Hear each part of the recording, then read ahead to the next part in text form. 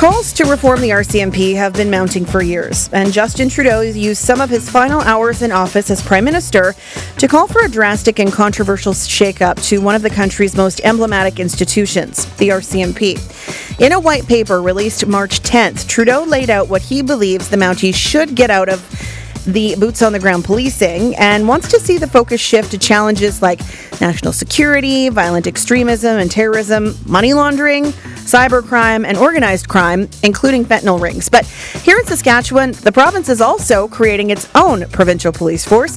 The Marshals Service expects to have 70 officers operating in rural and high-crime locations. Their focus?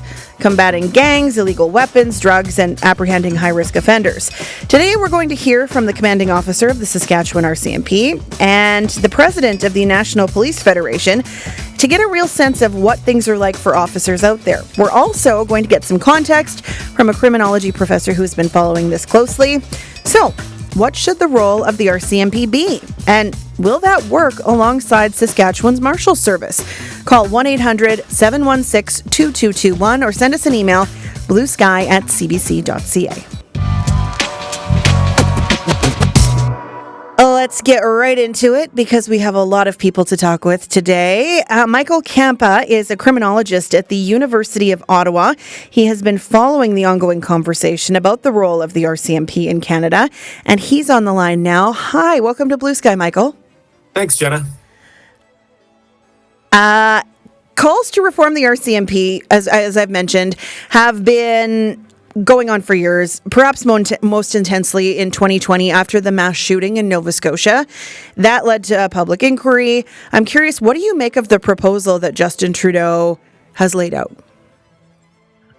Well, Justin Trudeau's proposals is the most radical or controversial version of suggestions for reform to the RCMP that have been kicking about for about a quarter century. What everybody who's looked at it in terms of inquiries and reviews and internal and external reviews have all hit upon is the idea that you need to modernize the RCMP. You need to have adequate resources for the RCMP to carry out its federal policing responsibilities that are getting more and more complicated in terms of national security, foreign interference in Canada's politics, organized crime, and so forth. And you need to do this in a way, somehow or another, where everybody gets the right training and a large enough recruitment pool to move up to those different areas of the organization. So the first option is what Trudeau laid out, which is to say, why not take the RCMP out of localized contracted policing, create independent, whether they're provincial and lots of municipal policing services, maybe there be regional policing services, and have the RCMP shrink in size and become something a little bit like the American FBI that really specializes in those federal policing issues. Now, that's very complicated to do, obviously. What would we do with those 17,000 RCMP police officers sworn who are doing contracted policing across the country? How would all of these provinces and municipalities pay for their independent policing services? It's complicated. Second option is to say, all right, well, what if we had two very different streams in the RCMP? A contract, local, provincial one, and a federal one, which would have different recruitment pools, different training streams, different career paths under one organization. And then finally, the sort of, I guess, least complicated way, and probably one that the Federation would be in favor of, would be to say, well, why don't we just give the RCMP more resources and make sure that those who come in through contract, local policing, have ongoing training throughout their careers so that when they make that transition into federal policing, they're properly skilled, they're properly networked, and they're properly resourced to do that federal bit properly without the risk of whenever there's a shortage at the local level, we redirect people away from federal policing back to the local level. Pros and cons to each of those three ways. Trudeau has really chosen to throw down the gauntlet and say, here's the most radical option. Now you all go and figure it out, seeing as I'm on my way out the door. What do you make of his timing? He says this is something he's wanted to do since he became Prime Minister. He's had a decade. What on his, not only on his way out, but literally after the Liberal leader was chosen? What do you make of the timing? So I think he didn't get to it for a whole variety of reasons. The biggest one is it takes a huge amount of political capital to attack the issue of RCMP reform. It's a huge issue. It's almost as big as electoral reform, you might say.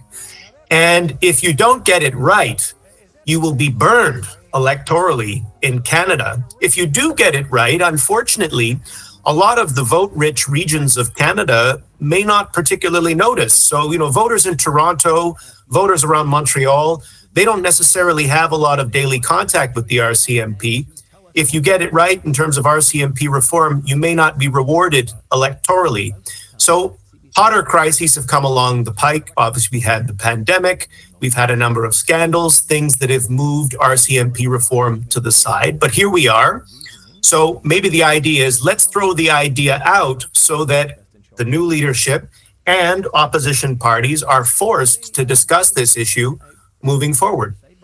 I'm wondering, as we talk about U.S. President Donald Trump on a daily basis, whether you're in the news or you're not, how does his administration change the political landscape in general when you consider an appetite for police reform?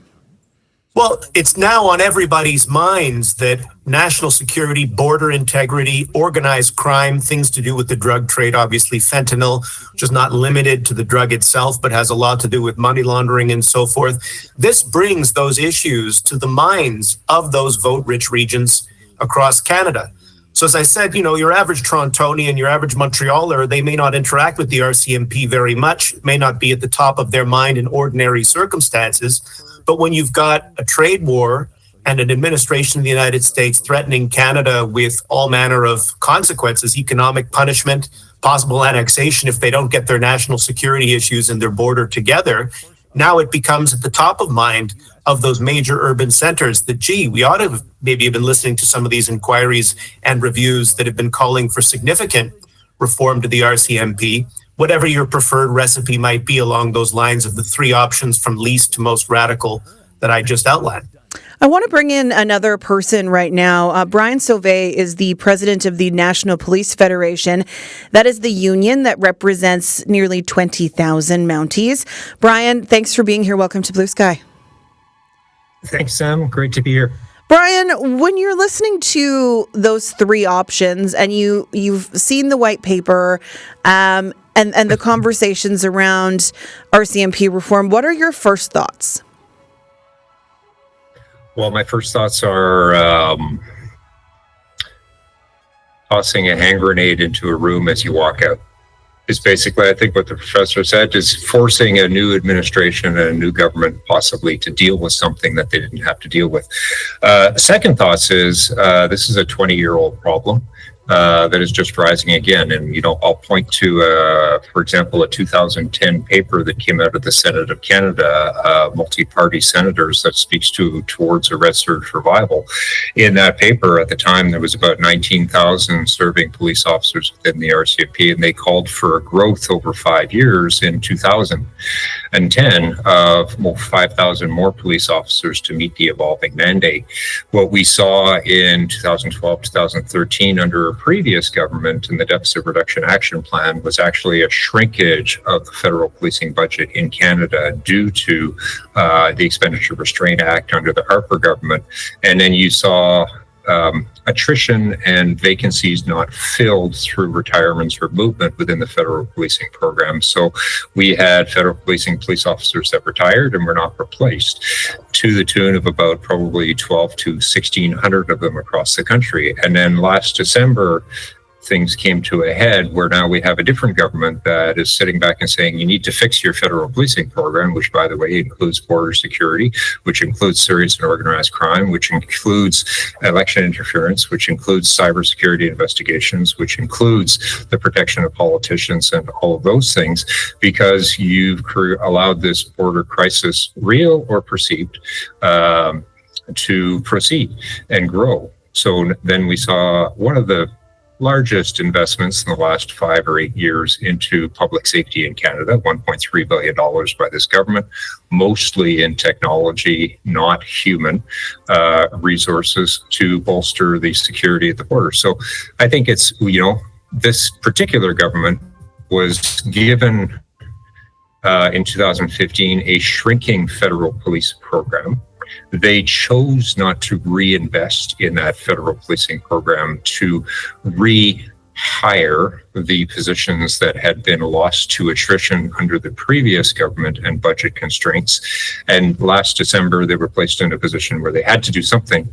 So they invested into cameras, drones, leased helicopters, etc., to show that we can do something.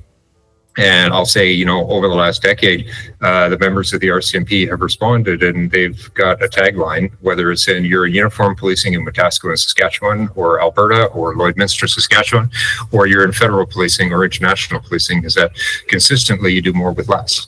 And hopefully we now have a government that is seeing a need for investments in either border security, either market enforcement, either cyber security, child exploitation, deepfake technology, all of these emerging threats. But that requires cutting a check into the federal policing program. And the membership of the RCMP, they have done a fantastic job, whether it be, again, writing tickets or responding to domestic violence calls in Burnaby, BC, or Antigonish, Nova Scotia, or even dismantling federal organized crime networks over the past decade. Imagine how well they could do it if they were properly funded and resourced. And if the federal policing program were not subject to expenditure restraint from the federal government. The RCMP now is even going through responsible government spending initiatives through Treasury Board to shrink 4 to 6% of your budget. So training has been cut back. All of those things that keep a police service, a federal police service, adequate and growing and in the know and experienced are being pulled back because they are subject to government spending cuts. So fenced funding would be a nice thing, that you make a dedicated investment, a sustained investment, and a commitment to the public safety of Canadians, and you make sure that it is sheltered, it's shielded from whatever might happen in the future. Obviously, normal auditing protocols would have to be put in place, and funding protocols and budget requests, but so that if you end up with austerity measures, which may come in a future government, that program that Canadians rely upon, whether it be contract policing, which is protected by contract, but also the growth and the sustainment of recruiting, or national security and border security, is not impacted. Listening to you talk about all of the things that the RCMP has to worry about, I don't know that I would want your job. all of the things that you guys have to be concerned about, not just on a municipal and provincial level, but on the greater national security side of things and all of the things going on. I see you smiling, sitting in studio with me now as well. To bring a little Saskatchewan perspective to the conversation, Rhonda Blackmore, she's the Assistant Commissioner and Commanding Officer of the Saskatchewan RCMP. Thanks for being here. Welcome to Blue Sky. Thanks for having me, Sam. You've been listening along. I've seen you nodding along a little bit. What are you making of this conversation so far? I agree with a lot of the points that Brian made. It's certainly a situation where we've seen added requirements to the RCMP, things that have come along in years, things that we didn't worry about. 35, 40 years ago, we didn't worry about. The internet created some problems, hey? It sure did. And so as we see some of those things being added, we need to see that investment in the RCMP. And whether it be on the federal side or the contract side, there needs to be recognition of these increased crime, some of the things that we're seeing, criminal trends, and making sure that we're resourced properly to deal with those. One of the things that I noted from the white paper, in that paper it talked about, the provinces should create their own policing and then make sure that they're interoperable with federal policing. Well, we have that right now. How do you get better than one organization with one criminal intelligence network, with all of those things integrated in a lot of cases very seamlessly to create additional resources and additional agencies and then try to connect those resources makes it certainly much more complicated. When I speak with any of my counterparts in the United States, they're always so jealous that, oh, we wish we had the same system you have in Canada, because we cover so many areas, and I agree with you, it gets complicated most definitely, and there's lots to consider. But you think about that seamless interoperability, it's incredible. The United States has over 18,000 police agencies. Oh, wow. We have about 160 in Canada. So try to get 18,000 people on the same page. Pretty difficult. We have the advantage by doing that. And when you look in a practical example, I would talk about the James Smith mass casualty incident. We reached out to our counterparts in Alberta and Manitoba, and they were instantly on the road coming to help us. The benefit of having one organization is you know exactly what those individuals are dealing with as far as their training, and they bring that to the table. Certainly, we are working regularly with our other police partners, but you may not have that seamless interoperability. We brought major crime investigators from Alberta who hit the ground running because we know exactly where they stand as far as their training, their major case management, how they utilize that. It was all very seamless, and that resulted in 181 members coming from out of province to assist us. That's pretty special that we're able to do that so seamlessly in a time of crisis. Approximately how many officers do you have in Saskatchewan right now? So we have 1,047 provincial positions that are paid for under the provincial policing agreement. We have about 300 additional members that deal with First Nation policing. We are certainly operating at a shortage right now, and we're always advocating for more individuals to apply to the RCMP. One of the things that hasn't been mentioned is that anti-police sentiment, shall we call it, post George Floyd.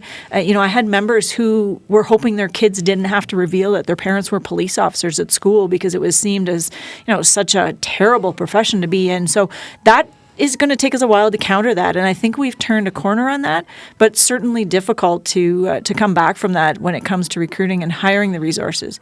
But at the end of the day, you can only hire what you're funded to. Here in Saskatchewan, last year, the province made a commitment to fund additional police officers from the complement that we had at the time to the full 1,047, which is a huge step forward. But as Brian mentioned, even as we speak, they're still looking at cuts on the federal side, and that just can't continue to happen. So you have about 1,400 officers, then, if you combine them all together. 1,400 positions, that's correct. What's the ideal number if you felt like you were fully staffed or fully resourced?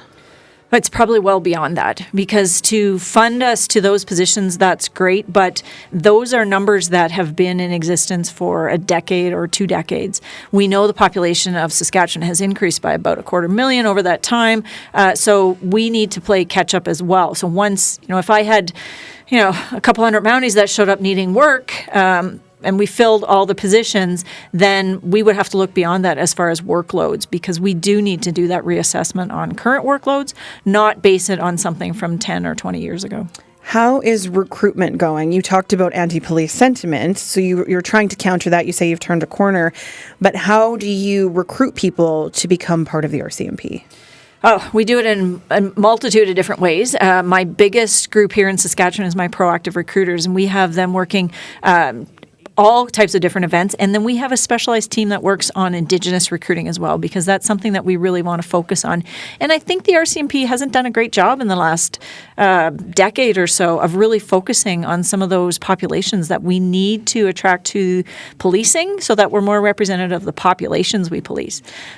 Do you see yourself as competing with the Marshals Service or municipal police forces for those bodies, for lack of a better word? Oh, sure. We're always competing with them. And, some of the advantages of the RCMP, when I talk to new cadets coming into Saskatchewan, is, you go to a detachment and you may love it and you may not like it as much, but you're not there for the rest of your career. You're going to move around. You're going to have different experiences.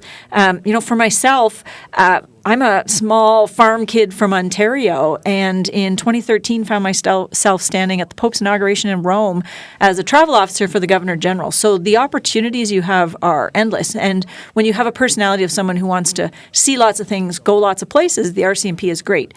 On the other hand, you may have someone who loves the idea of policing and giving back to their community, but they really want to have that stability of staying in one community. So probably municipal policing is something that's more suited to them. So in some ways, we're after the same group of people who are interested in policing, but there's certainly different opportunities there. Okay, our conversation today about the future or potential future of the RCMP in Canada. My guests are Michael Kempa, who is a University of Ottawa criminology professor, Brian Sauvé, the president of the National Police Federation, which is the union representing Mounties, and Rhonda Blackmore, the assistant commissioner and commanding officer of the Saskatchewan RCMP. Assistant Commissioner, it's budget week in Saskatchewan. Everyone's asking for more, and I think a lot of people are doing more with less. What are you hoping for to see in the provincial budget, as there is funding from the province for this? Well, we're always, in need as we take on more responsibility and deal with those ever increasing types of crime, shall I say. We always are open to more funding because we do need that, because while the province has agreed to fund the positions, with the positions comes a whole lot of other expenses. You have to provide uniform and kit and training and all of those HR support services that come along with having a member employed. So there's certainly, we have an interest in seeing some additional funding to the RCMP here in Saskatchewan, most definitely. But it certainly went a long way last year when we got the positions funded, so for the salary dollars, once we can attract more people into the RCMP here in Saskatchewan. I wanted to ask you about physical infrastructure as well, though, because as you're dealing with more cybercrime, tech crime, those kinds of things, technology is not cheap. Have you seen the cost of your capital project needs, like your infrastructure needs for those kind of things, go up as crime evolves? Absolutely. And that's not just for those very specific tech needs. It's for buildings. Our cells have to be built to certain standards to protect the prisoners. There's all of those requirements, and building costs have just become astronomical over the last number of years. So we see huge increases there as well. So we're always looking for, are there ways we can do this better, more cost efficient, and deliver the same service without incurring such large costs of maybe having to build those detachments? Well, and being in a province that is so rural, you have more detachments spread out further apart, I would say, right? We have 81 detachments over 651,000 square kilometers. So we police 99% of the geography here in Saskatchewan. And it is one of our biggest challenges, most definitely, is to cover that geography and to, a prisoner transport that in a city location might take, half an hour. It could sometimes take us up to 8 hours. Could you imagine a world where the RCMP isn't in provincial or municipal policing? I wouldn't want to. I think it makes no sense in my mind as far as the ability to interoperate. And, we create those foundations for a lot of those really high-end investigations, those national security investigations, and they're even referenced in the white paper. We have the ability to train members. Yes, we have a lot of serious crime here, and we have specialized investigators to deal with that. But we also, coming out of Depot, a new member, I always talk about the stolen garden hose. Wouldn't you, as a member of the public, rather have someone, the first statement they take be in relation to a stolen garden hose, as opposed to someone who's maybe bombed a building and killed 100 people? That's not the place to cut your teeth on how to take a statement, Oof. Right? So we have the ability to offer that sort of progressive learning here in contract policing. So you're dealing with some of those lower end calls, lots of higher end calls, but you have that ability to build on that. And that's what I think is the beauty of the system within the RCMP, is that you can build that expertise within contract policing and move into federal policing with some great experience and knowledge behind you. Okay. I want to pause for a moment and move the conversation to the government side of things. Tim McLeod is the Minister of Corrections, Policing and Public Safety with the Government of Saskatchewan. He joins us now on the phone. Minister McLeod, thanks so much for making time for us today. Good afternoon. Thanks very much for having me. What reaction did you have when you saw the RCMP white paper that was put out by Justin Trudeau? Well, I think I was a little bit surprised, as many of my colleagues would have been, because it didn't involve any consultation with the provinces or territories. But I think more than surprised, I think was maybe a little bit disappointed, given that our commitment here in Saskatchewan is to add more police services across the province, and the paper seems to suggest that the RCMP would be reduced across the province, which is not the direction that we were taking. The vision Trudeau had sees a movement away from having officers in areas that are dealing with rural crime, say, to focus on national issues like fentanyl trafficking, foreign interference. Those are hot topic issues right now as well when you consider the administration to the south of us. What do you think the RCMP should be focusing on? Well, I think policing in general has evolved over time, and I think particularly in our rural and northern communities, the RCMP have a very strong relationship with those communities. Particularly, I think of remote communities in Saskatchewan, northern communities, and our Indigenous communities. And I would hate to see anything damaging that relationship simply because we have a new president south of the border that's making all kinds of new demands and requests upon our nation. What is the role of the Marshals Service as compared to the RCMP? Well, the Saskatchewan Marshals Service was never intended to replace the RCMP as the police of jurisdiction in Saskatchewan. Quite the opposite. They are intended to collaborate and work in tandem with all of our other policing services, including the RCMP. So the Saskatchewan Marshals Service is there as a complement, but not as a replacement. We have heard, though, that there are concerns around staffing, concerns around funding, not just here in Saskatchewan, but across the country. And the recruitment of the Marshals Service would draw from the same pool as the RCMP. How do you respond to that? Well, that simply isn't happening. We are adding police resources across the province. The province is committed to funding 100 new municipal positions, as well as the 70 marshals. And we have committed to the federal government that we would pay for the full annex of RCMP if they would provide those officers as boots on the ground to Saskatchewan. And that would bring us up to 1,047 RCMP officers. All of those positions are, of course, drawing from a pool of trained police officers. And so we're asking people who are interested in a career in policing, apply here. We have a job for you. And certainly don't be dissuaded by an opinion paper from an outgoing prime minister. We have a desire and a commitment to fund more policing in Saskatchewan. So anyone who is interested in one of those positions, we would strongly encourage them to apply. Minister MacLeod, in a time of tough financial decisions, I think we are still in a time of tough financial decisions. Can our province afford to fund 2 provincial police services? Well, our province has committed in the speech from the throne, and I think in this week's budget, you're going to see further evidence of our commitment to fund in 4 key priority areas in Saskatchewan. One of those being public safety, and so we absolutely have a great working relationship with the RCMP, our municipal police forces, all of our specialized teams that often involve a collaboration between RCMP, municipal police. And we're adding the Saskatchewan Marshals Service as a complement to that. But diversifying service and adding to it is really what we're after here in Saskatchewan, not in any way pulling back or restricting what was already there. While we have you here, I'm curious. We have Brian Sauvé on the line. He's the president of the National Police Federation. I'm wondering, Brian, if you have any questions for the minister while we have him here, as I see you kind of nodding along as he's speaking. No, the minister and I have already met upon his taking office, and similar to the previous minister, I think we appreciate the government's support and commitment to fully resourcing the RCMP to its capacity. And then what the minister doesn't know is once that's done, we're going to come and we're going to have a talk, as the assistant commissioner said, about is that adequate and do we need more?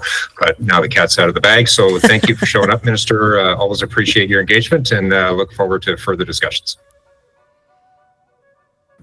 Well, thanks very much, Brian. And yeah, absolutely. We are happy to talk about lobbying the federal government for additional positions beyond the current annex. We would be pleased at this point just to get the officers that we know have been committed to in the agreement, and we have a need for here. All right. Minister MacLeod, thanks so much for taking some time. I know it's a busy week ahead of budget. Appreciate your time this afternoon. My pleasure. Thank you very much for having me. Tim MacLeod is the Minister of Corrections, Policing and Public Safety with the Government of Saskatchewan. I want to bring Michael Kempa back into this. Michael, you've been listening through all of the conversation with the Assistant Commissioner, with the police union, with the Minister. It seems, listening here, that there's not a lot of appetite for reforming the RCMP. It just sounds like they need some money and people. Well, I think there's certainly an appetite for progressive reform in the RCMP and improving the RCMP. Where there's the disconnect is it seems a lot of people on the ground in the RCMP, in cities, at provincial levels, would prefer to have the RCMP carry on in contract policing, whereas in the center, in Ottawa, a lot of bureaucrats, academics, and also some inquiries that have looked into it have been the ones calling for the radical shifts of either dividing the RCMP into two under one umbrella command or completely separate organizations. So there's this huge debate. I think the idea of the radical reform sounds pretty good on paper to a lot of people. It makes almost like intuitive sense to say we've got a problem. No. It's difficult to recruit people into policing generally, especially in the RCMP. Recruitment has been down. Everybody's talking about the need for specialized training to do specialized policing services. Well, then why not just have two separate organizations to do very different things? And that sort of sounds like it makes a lot of sense. But practically speaking, you've got a huge number of logistical issues that you would have to overcome to do all of that. You have to set up all of these independent policing services. What would you do? How would you transfer RCMP membership to these independent policing services? Would they want to do that, those particular policing officers? So once you take the idea off paper, it starts to sound a lot less attractive. Let's give you one example of something that made a lot of sense to people on paper. They said, well, if you want to modernize RCMP police training, the Mass Casualty Commission that did a big inquiry that reported in 2023 said, well, just do away with Depot in Saskatchewan and have a totally different training model of nodes across the country that are attached to universities, and it'll be world class and all the usual catchphrases. Would that make a lot of sense? Why would you simply shutter Depot? It's still a very useful place. You can run all kinds of different or modernized training out of Depot. You could link Depot up to other places across the country and have sort of networks of training if that's what you'd want to do.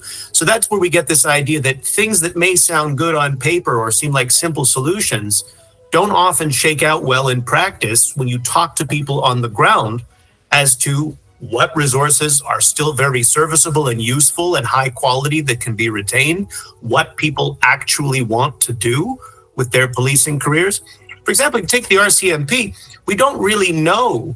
We haven't surveyed officers to say, well, how many of you are interested after a period of 10 years of doing local policing to getting involved on the federal side? If we knew that number, well, we could do a little bit more effective planning for channeling exactly those people into federal policing with a career plan rather than say it ought to be two completely separate organizations. Just for example. I know you are not in charge of Depot, but you exist in the same world as Depot over at F Division in the same space. I hear Michael talking about different training grounds being connected to different universities. And I think I have taught at a university. I know how different instructors teach different things. As someone who is watching new officers come in, would you be concerned if you didn't have a centralized training system for Mounties?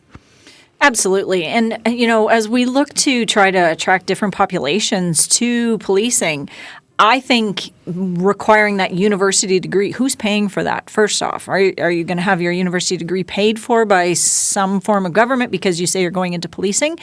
Or are you going to have to fund that yourself as normal university requirements.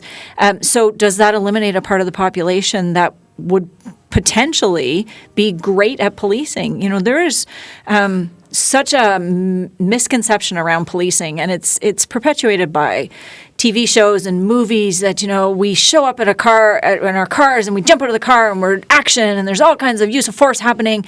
We use force 0.08% of our calls. 1,277 calls go by in the RCMP before someone uses force.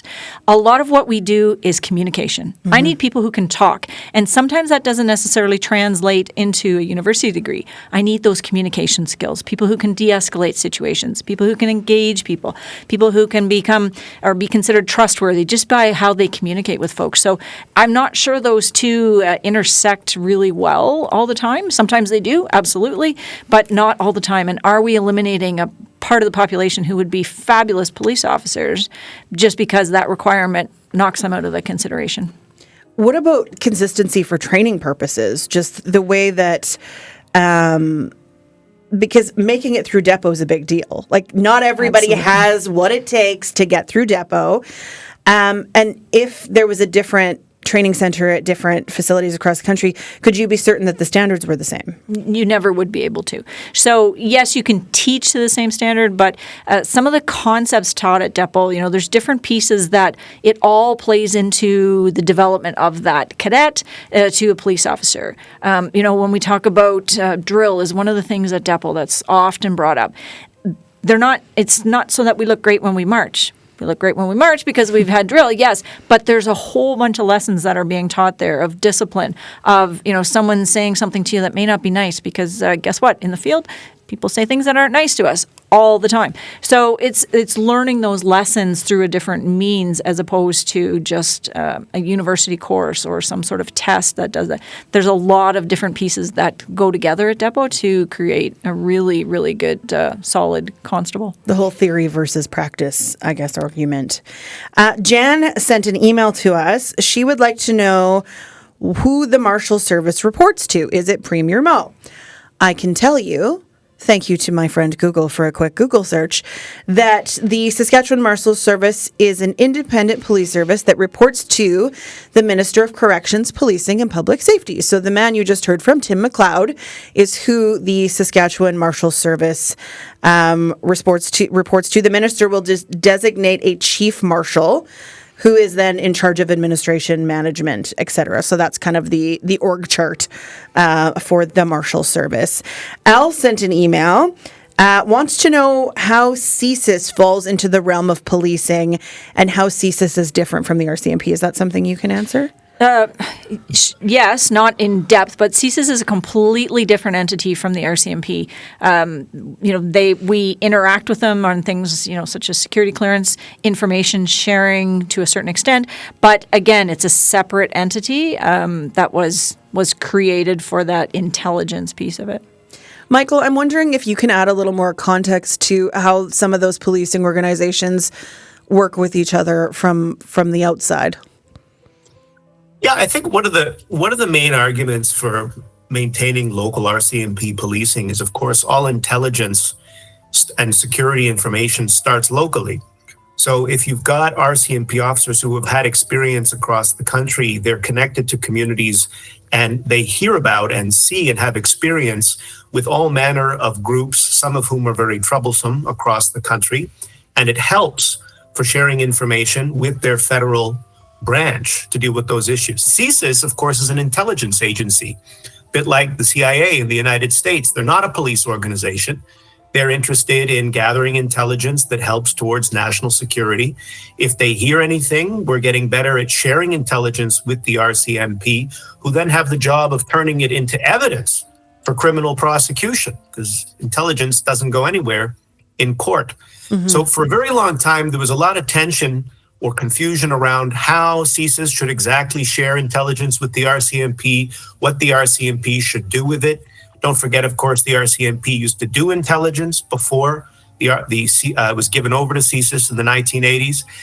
We've gotten a lot better over the course of the last 5 or 6 years, and I think we can anticipate that we'll get better still moving forward with the RCMP more effectively making use of CSIS's intelligence towards their investigation purposes. Brian, we've heard a lot about contract policing, and for people who are hearing that and thinking, what does that mean? How does that fall into what Mounties do? Can you just give us a brief explainer on contract policing, and then we'll talk a little bit about how it applies in Saskatchewan? Oh, yeah, generally. I mean, if anybody wants to read the vision paper, basically the RCMP has three business lines. Basically, so contract policing is one, where the government of Canada enters into a contract with a province or a municipality to provide the municipal or provincial police services that most folks outside of Ontario and Quebec actually see. They're the ones that are going to give you the speeding ticket. And there's a stat that I share, and some people are actually amazed to hear this, is that when someone in Canada calls 911, 1 in 4 of those Canadians actually see an RCMP member show up at their house. We actually police almost 74% of the landmass of all Canada from a 911 uniform policing perspective. So if you're in the Greater Toronto Area or Regina or Saskatoon with a municipal police service, that's contract policing, just with an RCMP uniform. The other two business lines are federal policing. So that includes, like we were talking earlier, border security, national security, international deployments, liaison with international countries, dignitary protection, Supreme Court protection, all of those things, as well as interprovincial crime. You're hearing a lot about interprovincial trade barriers. Well, there's interprovincial crime that happens that takes advantage of those trade barriers. And then specialized police services. So, federally funded, a lot of these specialized, you'll see the Black Hawk helicopters now flying across the southern border of Saskatchewan. That's occupied by an emergency response team that is funded federally, responsible for border security, national security. The DNA data bank that's run by the RCMP is part of Specialized Police Center, known as CPIC, is also run by Specialized Police Services. Underwater recovery teams federally, Canadian Police College that trains the RCMP in service training, as well as a number of municipal and international police agencies for critical incident command courses, hostage negotiation, all of those things is Specialized Police Services. So those three business lines. And I got to say, as Mr. Kemp spoke to earlier, creating two separate agencies, and as Rhonda alluded to earlier, we are the envy of a lot of countries when you speak to the ability to integrate and share intelligence and act quickly. Because one uniform in La Loche, Saskatchewan, can find some intelligence that makes its way to the Provincial Police Service of Saskatchewan, that goes into the national security radar, that could end up from an international scale. You saw a year and a half ago, the Prime Minister was speaking about India's interference in murders in Canada. That started with an RCMP contract policing file responding to the murder of a Sikh member of the community within Surrey that was investigated by an RCMP-led homicide investigation team that led to national security RCMP teams and coordination amongst 3 provinces and I think 6 different police agencies in Canada to make arrests and bring the folks back to court. Do that in the States, and you're involving probably 15 to 20 different agencies, and how seamlessly the FBI interacts with Homeland Security, with ATF, with the DEA is challenging. That makes it sound like TV is wrong. Like what we see on the CSIs and all of the things, that makes it seem even more far-fetched than actual policing. I want to talk about the role of contract policing in Saskatchewan because we are such a rural province. What are your officers seeing as contract police officers in those rural areas? So, we deal with that day-to-day policing, thefts, break-ins, homicides, a number of different issues, but we also deal with child exploitation and those types of crimes that we're seeing, more of those cybercrime, online, internet type of crimes. But I think there's a belief that, we're in Saskatchewan and we're kind of protected from that big organized crime effect, and we're not. We're certainly not. We see human trafficking here. My trafficking response teams are dealing with cases of human trafficking. We are seeing infiltration by gang members out of Toronto. They are recognizing the vulnerability of some of our communities and taking advantage of that. So it's not like we're immune to that because, we're a province that, we're tight-knit, we're small town, and those types of attitudes. It's here and it's happening, and it's advantageous for us to be able to develop those sources, develop that criminal intelligence at the ground level that plays into those larger pieces, and the ability to share that information through our specialized teams, but also with federal policing. And, you don't just sign up someday and say, hey, we're going to defeat organized crime today. It's a process. And oftentimes, as Brian mentioned, it's from that ground level of contract policing that it feeds up into those larger investigations. Before we wrap up today, I thought I would quickly give a little bit of a primer for tomorrow's show because, as you've heard in the news today, we have a pretty significant overdose situation going on in Saskatoon right now, poison drugs. And I'm wondering what you can say about the RCMP's role in cracking down on the trafficking and the criminal element that is leading to so many people overdosing. It's very significant. And, we kind of have those three layers. We have that on the ground dealing with the traffickers in a community. We have those mid-level players that are bringing drugs into our province, oftentimes addressed by our trafficking response teams, our crime reduction teams, and then the large organized crime piece that federal policing deals with. And all three of those work very closely together.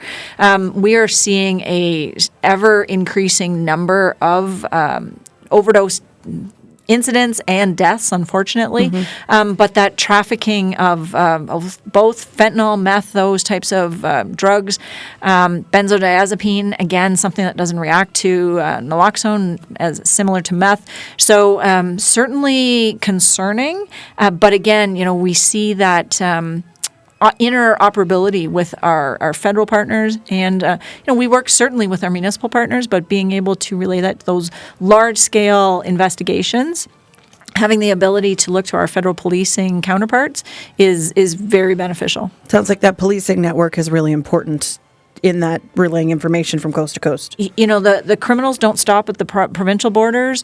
They don't say, oh, this isn't our territory. They are everywhere, and we have to be able to be responsive to that as well so that we can work not only with our municipal partners, but also with our federal counterparts within the RCMP, because a lot of these investigations you will see play into those larger organized crime groups that are controlling a large part of those illicit markets when it comes to drugs.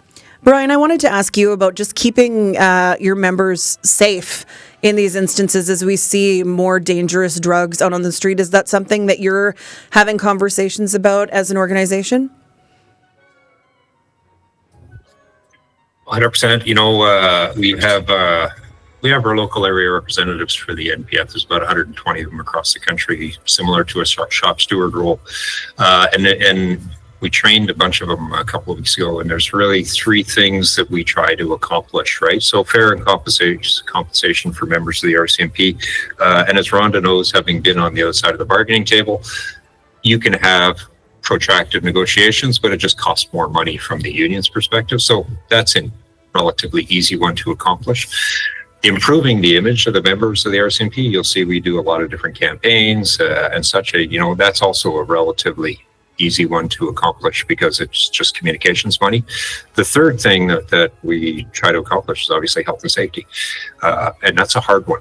That's the hardest one because, you're trying to keep up with ergonomic assessments of police vehicles, improvements in technology and body-worn cameras, ballistic vests, ballistic shields, incident management intervention model training, latest and the greatest in firearms, and all of those great things.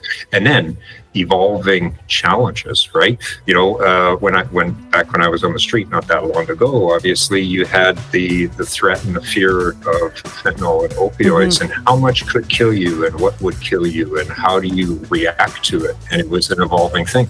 COVID, for example, just recently, you know, police officers don't go home. So what protects you? What doesn't protect you? And we're going to have to, I hate cutting you off, but we are literally up against the music at the end of the show. But I appreciate all you're doing to keep the officers safe.